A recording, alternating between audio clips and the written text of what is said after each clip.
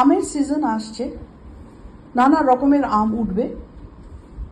আমার বাড়িতে কিছু কাঁচা মিঠে আম আর পাকা আম ছিল, তাই কাল রাত্রি থেকেই ভাবছিলাম যে একটা আম দিয়ে একটা স্যালাড বানাই।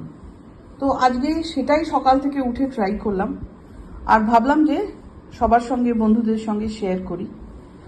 এই মিক্সচারটার মধ্যে শুধু আম নেই, আম ছাড়াও কাঁচা মিঠে আম আছে, পাকা আম আছে, এটা ছাড়াও আছে শসা, ডালিম,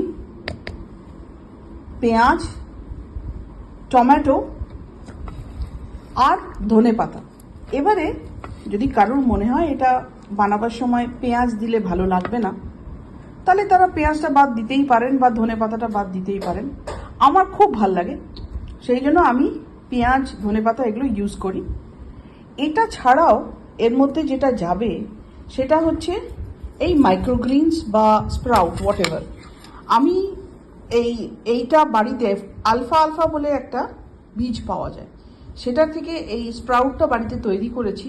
কিন্তু দেখলাম স্প্রাউটের সঙ্গে সঙ্গে পাতাগুলোও বেরিয়ে, মানে আমি দুটোই পেয়েছি, মাইক্রোগ্রিনস আর স্প্রাউট, এই দুটোই পেয়েছি। এটা আমার গার্নিশিংয়ের কাজে লাগাবো, কিন্তু আপাতত আমি এটাকে এখন মাখবো কয়েকটা জিনিস দিয়ে। একটু মধু, একটু বিট নুন, লেবু আর একটু গোলমরিচ, এই সব দিয়ে আমি এই স্যালাডটাকে এখন মাখবো। আচ্ছা, এটা আমি মধু, গোলমরিচ, বিট নুন আর লেবু দিয়ে ভালো করে মেখে আমার যেখানে সার্ভিং ডিশ সেখানে আমি এটাকে দিয়ে দিয়েছি। এরপরে আসছে গার্নিশিং এর পার্ট। তো প্রথমে আমি লেবু দিয়ে গার্নিশ করব।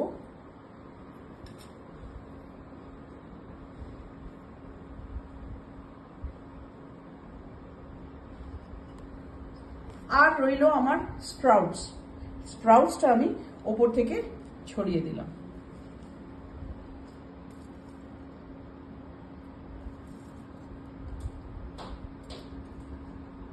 তৈরি হয়ে গেল আমার ম্যাঙ্গো স্যালাড।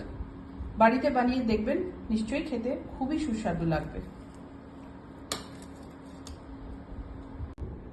এখানে বলে রাখি, এই সিডস্টারই স্প্রাউটস আমি ব্যবহার করেছি এই স্যালাডটা গার্নিশ করার জন্য। এটা মানুষ নর্মালি কনজিউম করে থাকে as a source of calcium, potassium, phosphorus, iron আর নানা রকম ভিটামিনের জন্য। তাছাড়া এর অ্যান্টিঅক্সিডেন্ট বেনিফিটসও কিছু আছে। তো সামান্য স্প্রাউটস বানিয়ে নানা রকম খাবারে ছড়িয়ে রেগুলার বেসিসে আমরা এটা খেতে পারি। এটা ইজিলি অ্যাভেলেবল মার্কেটে।